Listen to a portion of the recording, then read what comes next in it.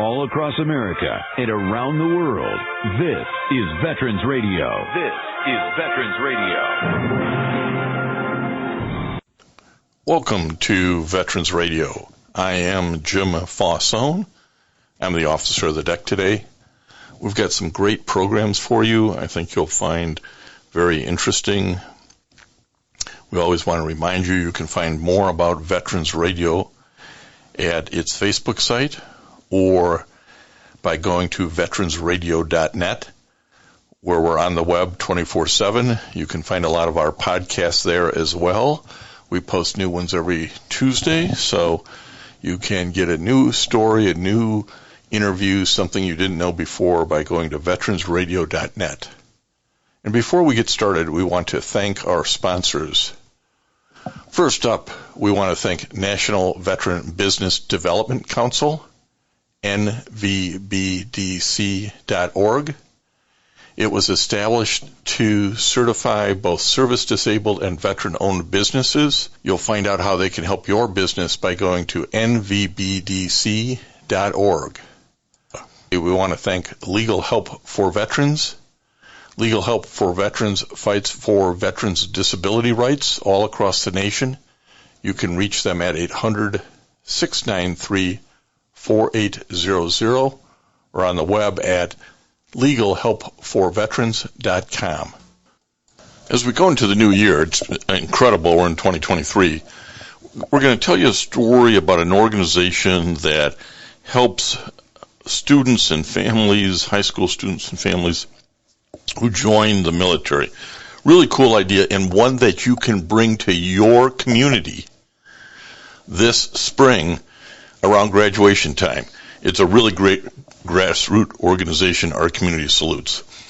Then, if you've ever eaten an MRE or SOS, you're going to want to learn about what the military is doing to teach its cooks about living off the land to feed future warriors. So we got a story on that.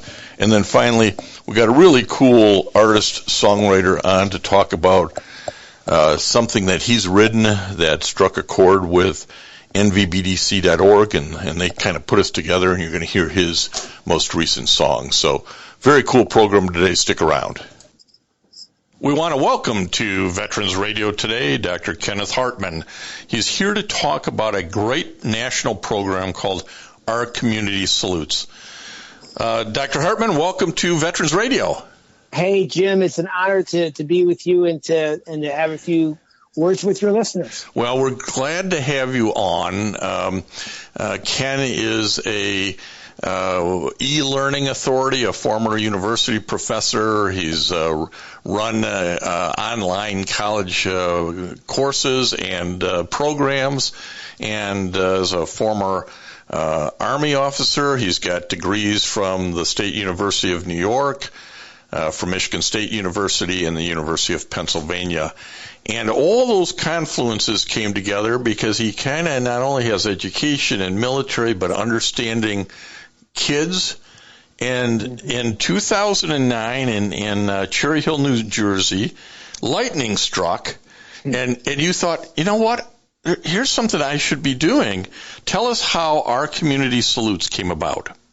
Yeah, it really was lightning. Actually, it was a moment of weakness when I agreed to serve in our local school board here. And it was on that school board that I discovered that we were doing nothing to recognize and honor the kids who were graduating from our high schools and who were enlisting. The kids who were going off and doing ROTC like I did a million years ago, and certainly kids going off the academies, they got recognized, and their moms and dads were made to feel special. But for the small number of kids those parents, literally, I saw them going underground because they were tired of defending their son or daughter's decision to serve. I'm sure in communities like yours, when people ask a son or daughter, so what's your son doing next year? And they would say, well, what college is he going to? Is he going to Michigan State, Michigan? And parents would say, here, no, he's going into the Army. And they would hear, oh, what? Army? What happened? Are you okay with that? So I decided to do something. That's when I held our first event in May of 2009. I wasn't sure how I was going to pay for it, where I was going to have it, who was going to come. but I wanted to honor all the kids in our county. And that was the first year. We had this tremendous event. I got 60 some odd kids, about 200 people. I found a retired one-star in my community. And what has happened over the past 15 years is the word has gotten out about what we've done.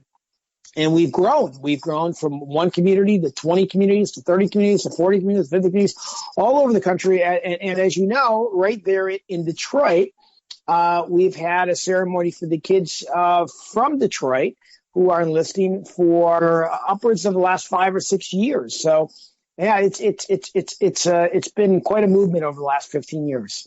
Well, this supports not only the kids, but as you say, their families, their parents, on this important decision that's getting made by fewer and fewer of us in the country.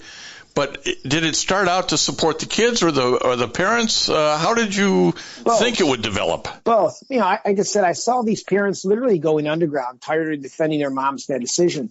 Again, back in 2009, these kids were still going off to war. And so it was critically important to do that. I should tell you also that I had a very good friend of mine at that time whose son went into the Marine Corps and was delayed going to college, decided to go to the Marine Corps. And in the first month he was in Afghanistan, he was killed by a suicide bomber. And when he came home, everybody in the community turned out to rally around this kid and his family. But the mother told me at the time that there was nobody there when he decided to enlist. In fact, they questioned his decision. So our motto is the first to say thank you, and for that very reason. But so it was about the kids, it's about the parents, it's about our nation, and the need for these young people to be willing to stand in the watchtower, so the rest of us have the liberties and freedoms that we enjoy. Oh, absolutely. We have to encourage these kids who sign up and support their families, because these are hard decisions. And we're such a social media visual society now. When a kid decides he's going to play baseball or softball at the local college or community college, or maybe it's a Division I, there's a big signing day and there's photographs taken. It's a big deal. But, I sort of see what you're trying to do with our community salutes somewhat in that same vein.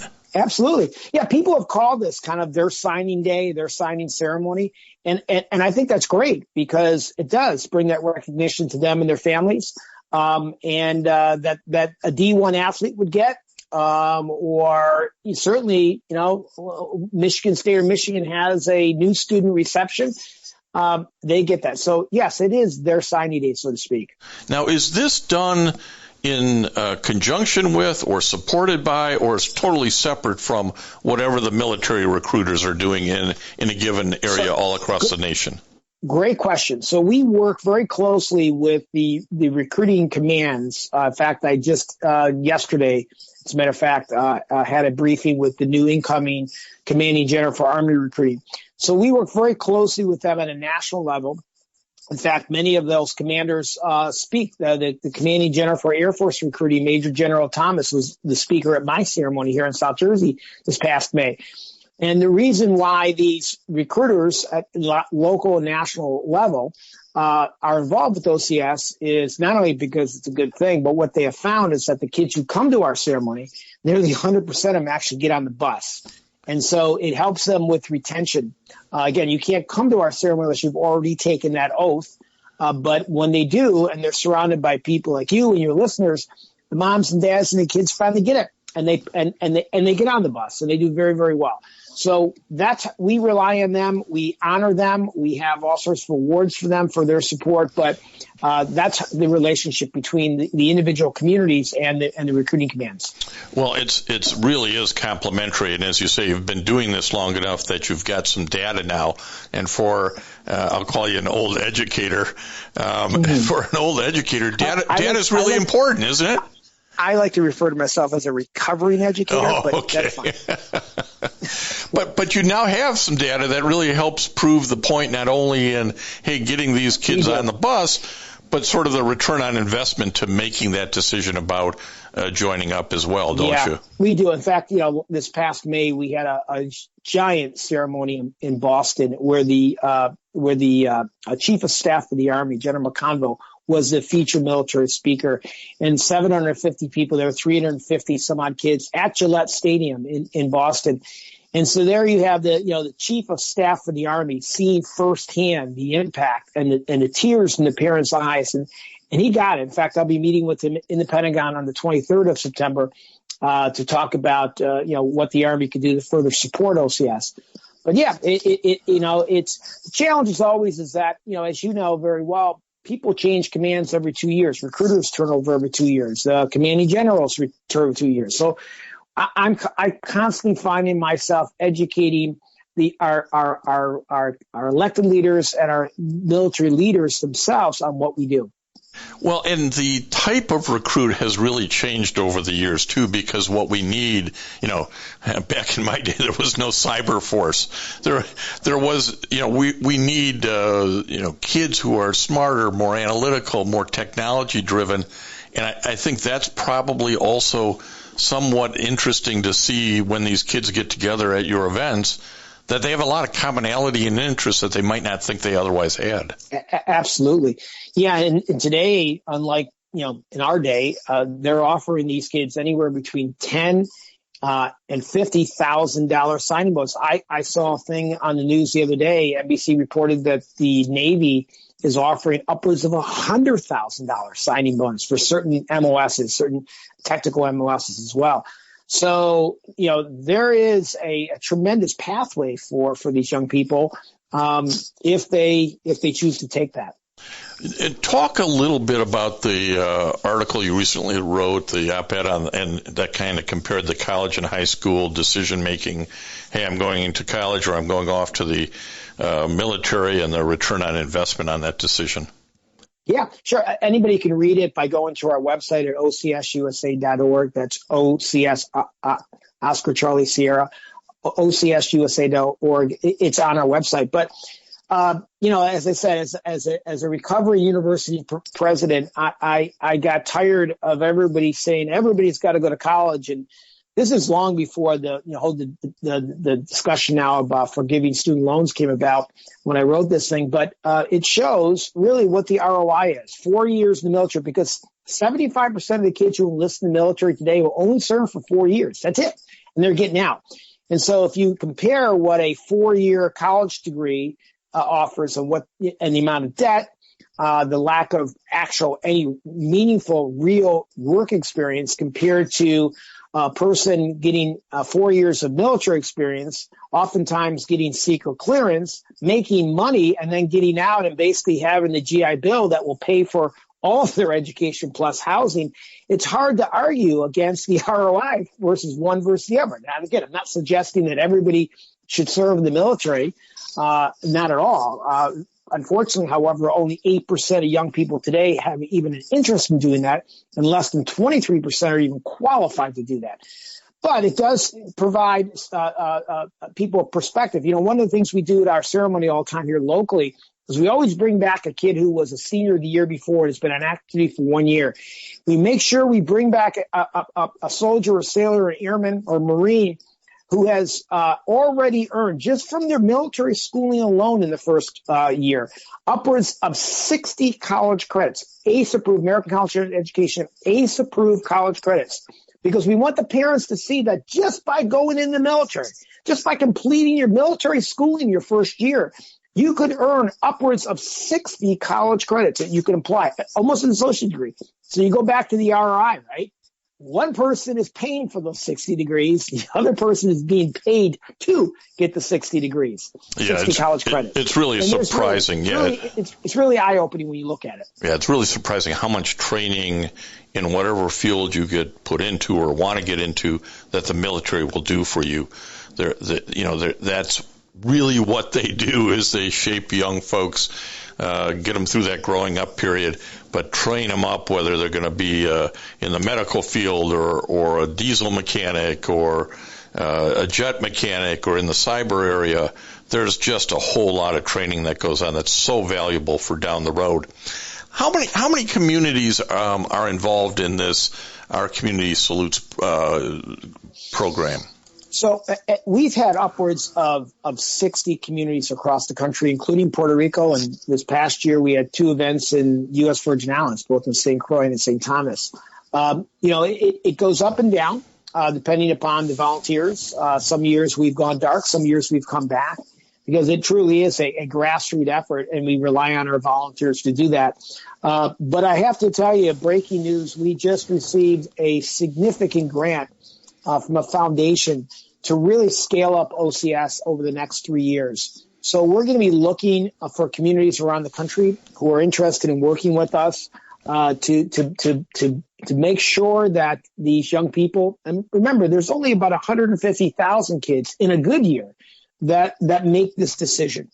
And so if we as a nation can't figure out a way to make sure they have their signing day, then they get that recognition, then we're in bigger problems and bigger trouble than we all care to admit.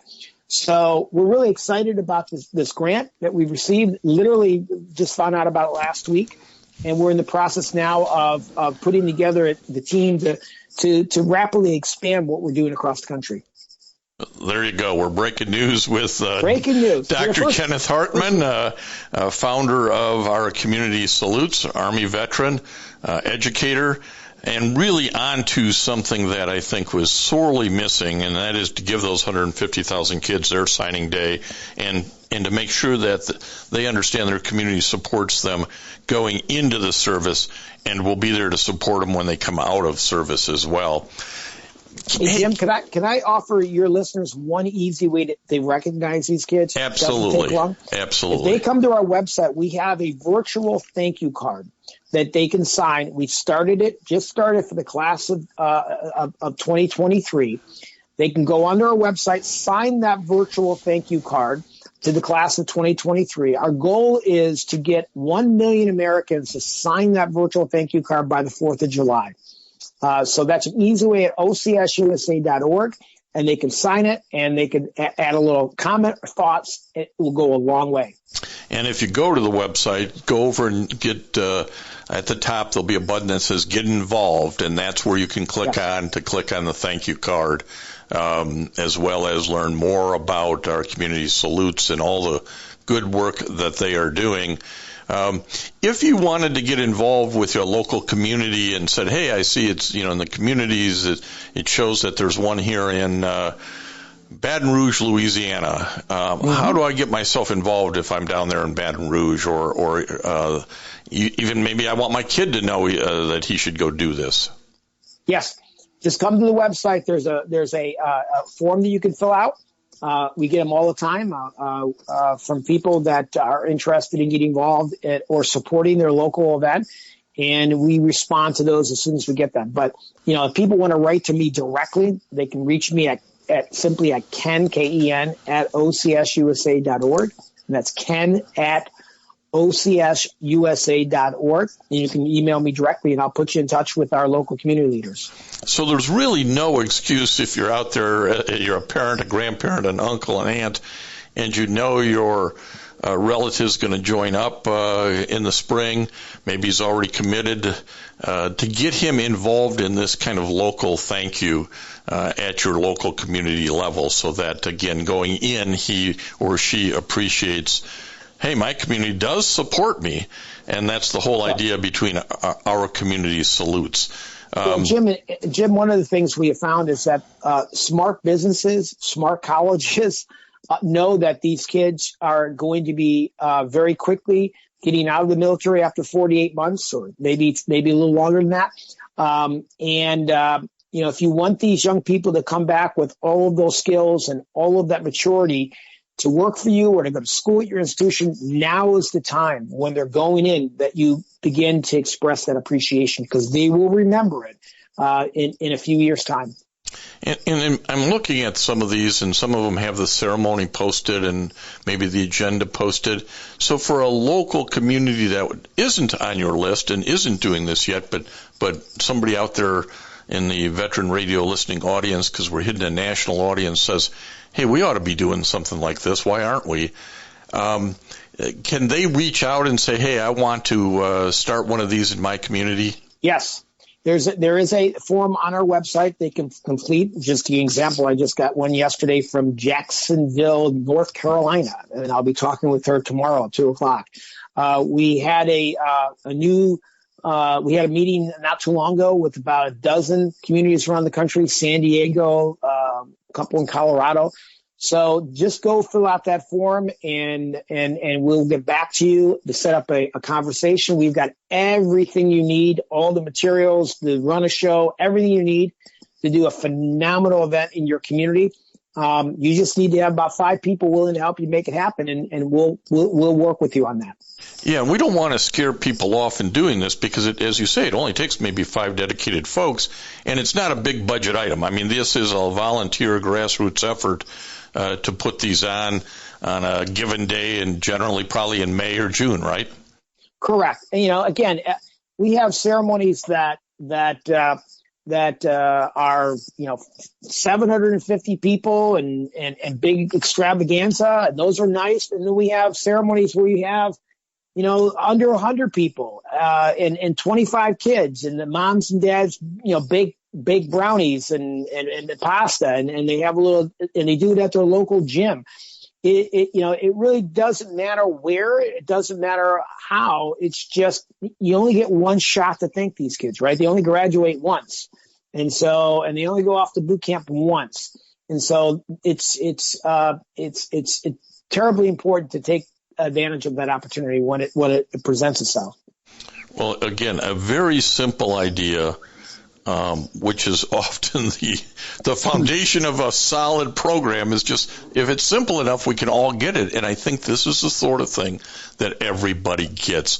Most of us didn't get sent off with any kind of maybe the family patted you on the back, but that was about it. So this is sort of a communal event where the community really gets involved, and you're not standing there alone, but with a number of other folks who are joining up that day is really, I imagine, a pretty special event, isn't it, Ken? It is. I tell people, short of the birth of your children and your marriage and your kids' marriage, it is such an emotional event that you have to experience it to believe it. It's just such this pent up love that these kids, and particularly their moms and dads, are willing to share with people, but they're not typically surrounded by people who understand or even know how to appreciate the decision that their son or daughter is going to. Our culture is all about going to college, and that's fine. It's meant for some people, but there are people who are delaying that college experience, willing to be in the watchtower so their fellow classmates can do that right after high school. And for those kids, this is their opportunity. For those families, this is their opportunity. And for those communities, it's their opportunity to be the first to say thank you. So, yeah, we don't need to make it any more complex than it is. Well, and one of the things that's happened in our country is that military recruits tend to come from the South, where there are bases or there's a family history of military service. And this is a great way to broaden that out. You certainly have ceremonies in areas like Detroit, Michigan, where there's no base, or in Indiana. I don't see any in Illinois. Come on, Illinois, we need you to get involved here. Wisconsin, some areas where, again, there's not a deep-rooted pool, and those kids probably need more support than anybody else. So let's go to the website, OCSUSA.org. Let's click on where there were ceremonies in 2022, and let's generate some more communities all around the country that help support this great program. Ken, you mentioned you got a nice grant. That's wonderful, but if people like this idea and want to help out, how do they do that as well? Oh, absolutely. They can come to our website and make a donation. One of the things there's a button there. One of the things that we're pushing for is helping us support we give away a little 96-page guide to our nation's founding documents and our history. It's a little pocket guide that we give all the way to kids. And with Constitution Day, National Constitution Day, this Saturday, we are trying to get people to help us support that initiative to make sure these young people have this little pocket guide with them so they understand what they've taken an oath to defend and protect. And if they're interested in helping us to do that, make a donation. For every $50 they donate, that will help us to give 50 of these away. We'll send them a copy of it as well. Again, it's so important these days for these kids to understand the Constitution, to understand their founding documents, to understand the history of our nation. Unfortunately, they don't get that in high school. So we're trying to provide them with this resource. So on our website, you can learn all about our pocket guide to our founding documents and how you can support that. And one last thing that I wanted to mention is you have a Colin Powell Award for guidance counselors who really have helped out. Tell us a little bit about that, and there could be nobody better named for than General Colin Powell, who we all know, but what we may also not know that he spent his post-retirement years really supporting higher education in New York. Yeah, so tell us about this award. Well, I had the honor of meeting him way back in the very beginning of 2009. And when I asked him if we could name an award after him, he said yes. And this award is really intended to strengthen the relationship between the high school guidance counselors and the local military recruiters, because they all, after all, counselors tend to be the gatekeeper. And so this award allows the local military recruiter to nominate a high school guidance counselor who's going above and beyond the call of duty. And they submit a form to their local OCS planning team. And then that team selects 1, 2, or more school counselors to be honored at that event. And again, strengthening that relationship, allowing them to meet and get into these schools. We're looking right now actually for a sponsor to help us to do a new award where we would honor high school science and math teachers. Because again, as you indicated earlier, many of these new jobs that the military has are very technical, and we need kids who have an interest and a talent in science and math. And so we're looking at a new award this spring and someone to help us to present this award, companies, businesses, individuals, so that these recruiters can also nominate a STEM teacher, if you will, to be recognized and honored at these events. Oh, that's a great idea. I want to thank Dr. Ken Hartman, founder and president of our Community Salutes, for spending a little time with Veterans Radio today. Again, I encourage all of our listeners to go to ocsusa.org to find out more and get involved and maybe bring this event to your community to support those who are joining our military and make sure they and their family feel supported on the way into military service. Ken, Jim, while they're there, they can check out our new virtual Patriot Wall that we just started, thanks to the support of USAA. We're putting up pictures of the kids that the parents are sending to us of them, those who attended our ceremonies this past spring, and then we're asking these parents to send us their pictures of their sons or daughters at their basic training graduation ceremony. So we want to show before and after and make sure that America sees these young people, who they are before and after, and help them reconnect that. So kudos and thanks to USAA for helping us make that happen. But it's important for people to see these kids now and certainly when they get out. Ken, thanks for your time today. We really do appreciate it, and keep up the good work. Thanks, Jim, and thanks very much to your listeners as well. Appreciate it. So isn't that a cool idea? I know when I joined, and I'm sure when most of you joined, nobody really gave you the pat on the back. Family might have, maybe they weren't sure. But I think it's a great idea for the community to recognize those young men and women who are joining the military after high school. So go to the website, check it out. Let's see if OCSUSA.org is something that you want to bring to your community. Military veterans touch everyone's life. I'm guessing right now you're thinking of a veteran, a close friend, relative. Maybe it's you. Even the toughest of us sometimes need help, but don't know where to turn for support. You don't need special training to help a veteran in your life. Even small actions can make a world of difference. If you know a veteran in crisis, please call the Veterans Crisis Line, 800-273-8255. 800-273-8255. A message from the U.S. Department of Veterans Affairs. If you have a VA claim denied by the Board of Veterans' Appeals, contact Legal Help for Veterans at 1-800-693-4800. They're experts in handling cases before the U.S. Court of Appeals for Veterans Claims. Their number again, 1-800-693-4800. Okay, military cooking shouldn't be an oxymoron. It shouldn't just be about eating MREs or reheating food in packages or rehydrating food. So the Army's kind of getting back to living off the land. I think you're going to enjoy this one. It's for all of you culinary experts. We're talking to Ben Kesling of the Wall Street Journal. He's a Marine. He's an author. He wrote a book called Bravo Company, an Afghanistan Deployment and Its Aftermath. We've interviewed him on that book. But along the way, an article that he wrote for the Wall Street Journal caught my attention, and I wanted to talk to him about that as well. So Ben wrote, U.S. military teaches living off the land to feed future warriors. Ben, how did this idea, or how did this come about to even get on your radar to write this interesting article? Well, Jim, I'm all the time, on Twitter and on other parts of social media, just kind of looking at things, just keeping an eye on what's going on. And I saw in passing on an Instagram post something about a field butchery course for soldiers. And I thought, oh, that sounds cool. I'm going to send an email to this guy and see what's all about.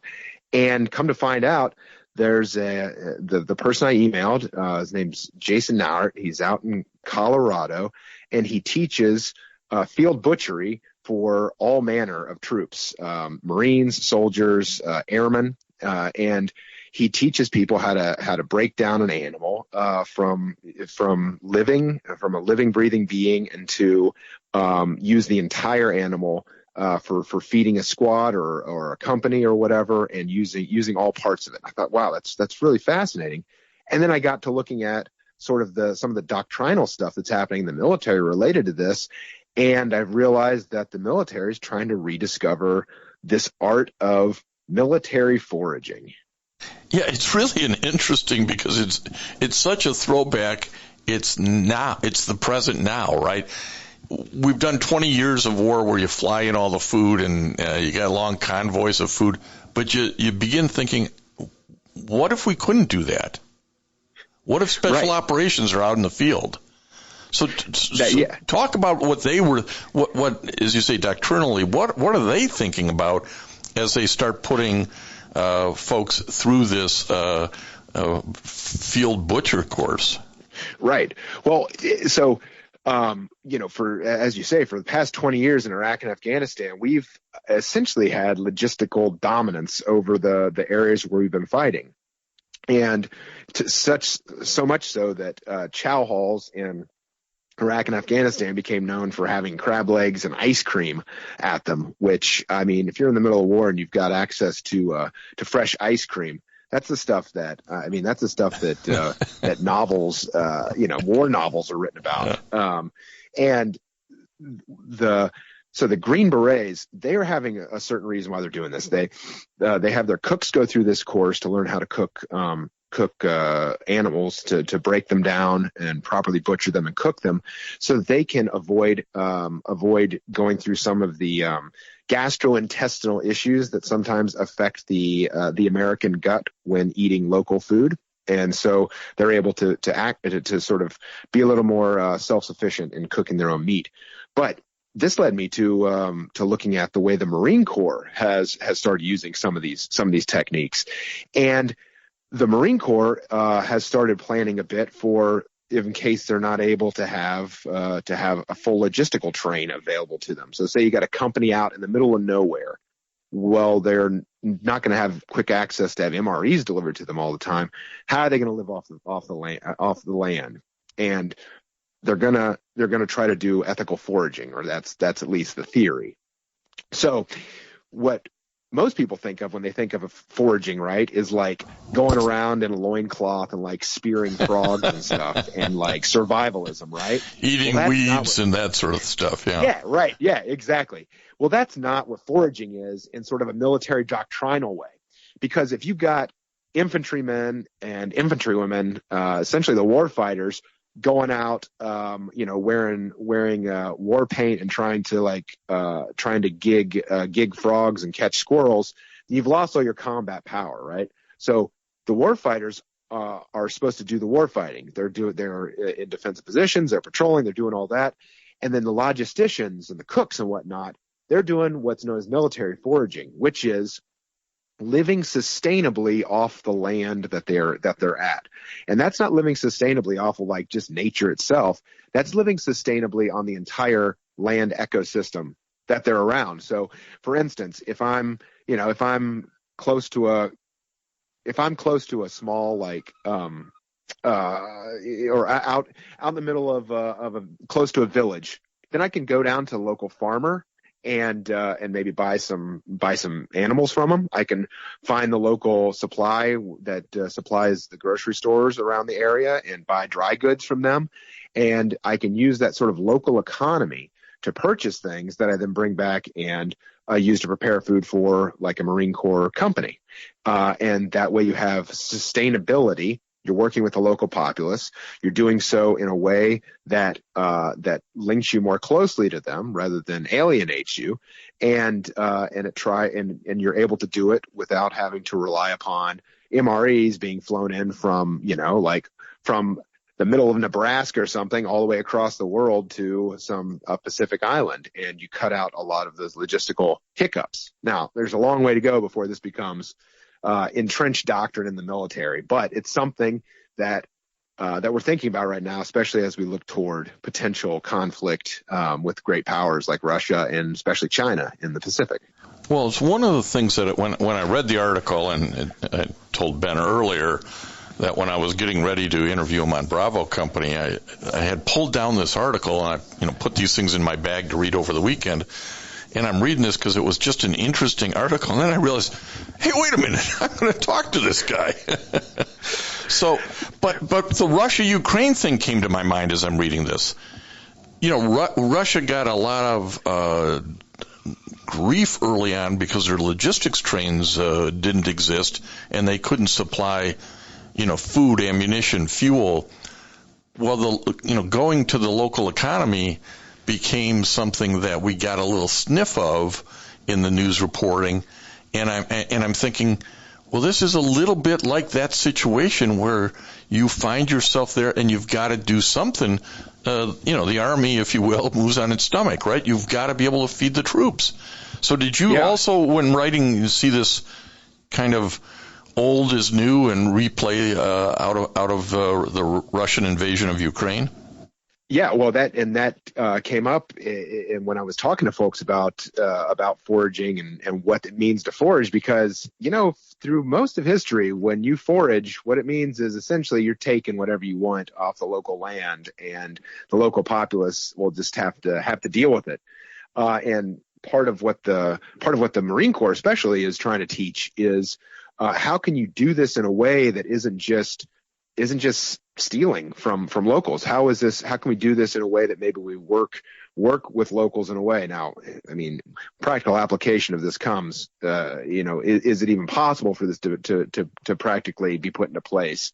That's a major question, but at least they're trying to think through how to do this, because what we've seen in Ukraine with Russian troops is, hey, they run out of food, so they go and they loot local stores, and that's, I mean, hey, you can't put much of a fine shine on it. That's the way foraging often looks when it's time to do it, is people going in and stealing stuff, and that quickly goes from taking foodstuffs that you need to stories of Russian troops taking appliances from people's houses and whatnot, and to be able to come up with a way that to get those supplies and to keep men and women in uniform from doing things that they aren't supposed to, and also to keep the locals from getting angry, because as we all have also seen in Ukraine, Ukrainians aren't necessarily helping these Russian soldiers on the ground very, very much.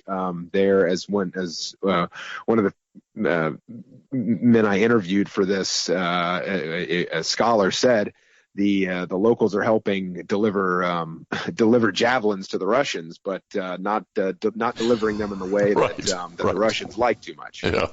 Well, and that's the language about ethical foraging and living sustainably and working with the local economy, is that you're inherent in that, and I think inherent in the American approach would be, hey, if you're supplying us dry goods or live animals or fish, we're paying for it. We're not just taking it. Yeah, and again, like when push comes to shove and this becomes practical reality, it's going to be very difficult it's going to be very difficult for any military to do that. But to lay that doctrinal groundwork of what's right and what's wrong could mean the difference between local commanders doing something that allows them to have some sort of a connection with the local populace in a way that they wouldn't if they maybe aren't trained in this and haven't been told over and over again that there's a moral compass. You need to set your moral compass to this North Star, right, and try to do your best to be ethical as you go about doing this foraging. Well, there's got to, again, you got to be able to tell the troops there's a right way to do it, and train on that, and then hope it gets implemented as such. How long has this program been going on, and did you get a sense of, hey, we're going to do this, we've done it for a year or two, and then we're going to stop, or do you see this having enough legs? Well, it started in 2014, actually, with the idea that the Green Berets, especially with wanting to have cooks who can help them supplement their meals when they're dealing with deployments with local troops in the countries they're deployed with. They want to supplement their meals with fresh meat, and to do it as healthily as possible and as hygienically as possible. And so the Green Berets have been doing this since 2014, teaching their cooks. And when cooks and support personnel who are with the Green Berets often aren't Green Berets, they're soldiers who have been tasked with supporting the Green Berets, and they've started sending their cooks through this course, and it's gone to it's not uncommon for Green Berets to not necessarily be too happy about having to take cooks along sometimes on missions, right? Because hey, it's like maybe a wasted spot. Is this a member of the team's not even a Green Beret? What the heck? And it's come to the point where the soldiers who have gone through these courses on how to do field butchery, that Green Beret teams are actually asking to take these soldiers along with them because of the value add they have to the team by being able to be a full service chef out there, and with some local dry goods, rice, beans, maybe some vegetables. You're able to get fresh meat, have it prepared hygienically, and tastes pretty good. So it doesn't look like this program's going away anytime soon with the Green Berets. Now, who knows what's going to happen with conventional forces, with Marines and conventional Army units, if this idea of foraging is gonna get legs. But there are a couple people, there's some proponents for it in the services who are looking to add it to curriculum and to doctrine. It's an interesting way to make that aspect of feeding the troops maybe a little more nimble, maybe a little more combat effective in a particular local environment.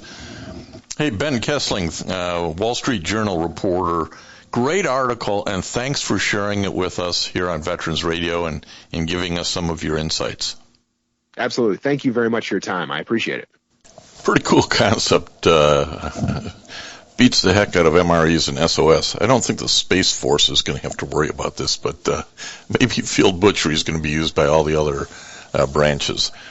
So our last segment's going to be brought to you by NVBDC, and it's an artist that they ran into that they wanted to share. Welcome. I am Jim Fossone, and this is Veterans Radio Spotlight on National Veteran Business Development Council, nvbdc.org. As you know, if you've been listening, Veterans Radio America has a partnership with NVBDC, and we often bring you information that they want passed along. The National Veteran Business Development Council is the nation's leading third-party authority for certification of veteran-owned businesses, really of all sizes. It's a 501c3 nonprofit established in 2013, and it addresses the growing need to identify and certify both service-disabled and veteran-owned businesses for the government and commercial marketplace. NVBDC administers a rigorous certification process designed to withstand the scrutiny of corporate and governmental entities seeking to utilize certified veteran-owned businesses. And their CEO asked that we here at Veterans Radio interview and talk with an artist, Jason Jones. Jason, welcome to Veterans Radio. Oh, thank you very much. Thanks for having me. Well, we're great to have you, and this comes out of Keith King at NVBDC asking if he could use one of the songs that you recently released at a national conference that NVBDC was holding with its business partners. He was so really moved by the song and this experience. He said, hey, Jim, you got to talk to Jason. So, Jason, that's how we get here. Tell us a little bit about your background as an artist, a songwriter, a musician. Give us the thumbnail. Well, I come from a musical family, and I've just been around music, all my life. My mom was a concert pianist. She played with symphony orchestras. My cousin was a guitar player, and I just got into it at a really young age, and it's just been a great outlet for me to express myself. Well, you are a creative type, and that's one of those things that you can bring out in your creativity is certain feelings and emotions through music. As an LA native, you somehow got yourself around. Tell us about the frame of mind for how you wrote and thought about this new song, For the Heroes, which came out in front of Veterans Day 2022. Well, what happened was during COVID, I saw what the first responders were going through and how scary it was. I come from a military family. My brother's in the Air Force. My sister joined the Army. Another brother, a naval officer. And I just saw their struggles and what they go through, and I just wanted to find a way to say thank you, pretty much. There were just different circumstances that were just close to my heart, and the song just pretty much wrote itself. Well, it takes us. I love the humility of guys who say, just took care of itself. It's just normal business. Yeah, it's more than that. I recognize it. But it's interesting that the artistic part of this that you brought to the table had already been impacted or formed in some way because of your brother and your sister's services. And quite frankly, you got most of the services covered in the Air Force, the Army, and the Navy. Did you realize that was kind of all seeping into your DNA? Yeah, it's a big part of who I am.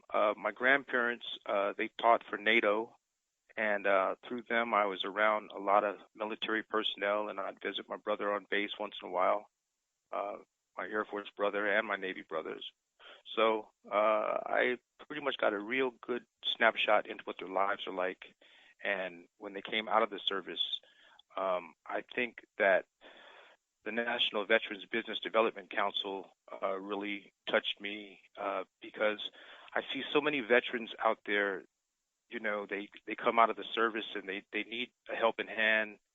And I think that the National Veterans Business Development Council is just a great place for them to find what they need, to grow and start their own businesses. So yeah. I'm just 100% on board for it. Jason, describe for us the style of music you normally write and play, and then transition into this particular song, For the Heroes, which I think has a bit of a different spin. Well, I've been writing a lot of music for film and TV as a composer.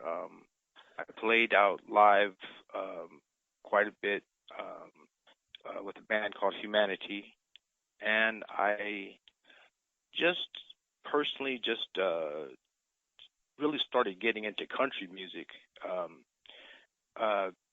because it really tells stories with the lyrics, and it just the more I would listen, the more it would touch my heart because it's so down to earth and so real.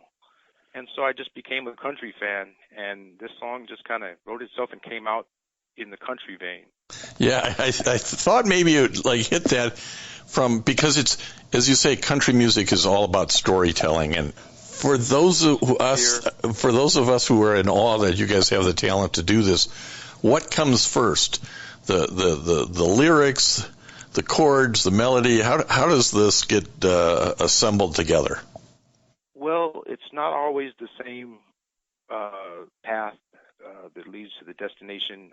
In this case, I literally just started writing, and I just started thinking about, I have a close friend that is a veteran that is actually going for treatment at the Veterans Hospital at the VA.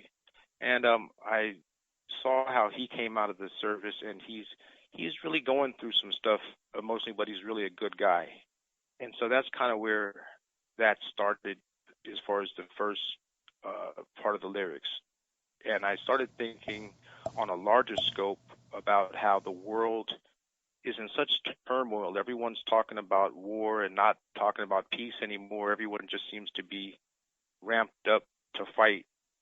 And I just think, we need a worldwide blessing. We just need more peace in the world. And I'm grateful for the military, because without the military, we wouldn't have any peace. We would just have absolute chaos in this world because there's just a lot of bad actors out there. Oh, absolutely. And there's many who view their job in the military as peacekeepers, but they're the ones who keep the evil away from the door. And you have a line that I want you to talk a little bit about in the song For the Heroes. And the line is, "This is for the heroes that you never see on TV, the unsung heroes, everyday celebrities." Well, that's exactly what it is. It's those people that are the real celebrities. The real celebrities are not the people that you're seeing on television all the time, that you have corporations pushing. It's the people that every day are in the trenches risking their lives for us. It's those people that are going into the fires and pulling people out and risking their own lives. And some of them, unfortunately, even lose their lives to save others. And that's what it's all about. I think more attention needs to be given to those everyday people, those everyday heroes.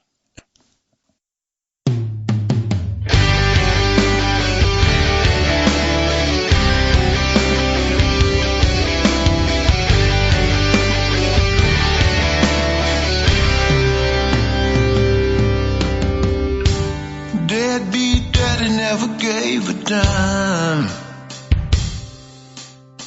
Came home from the war out of his mind.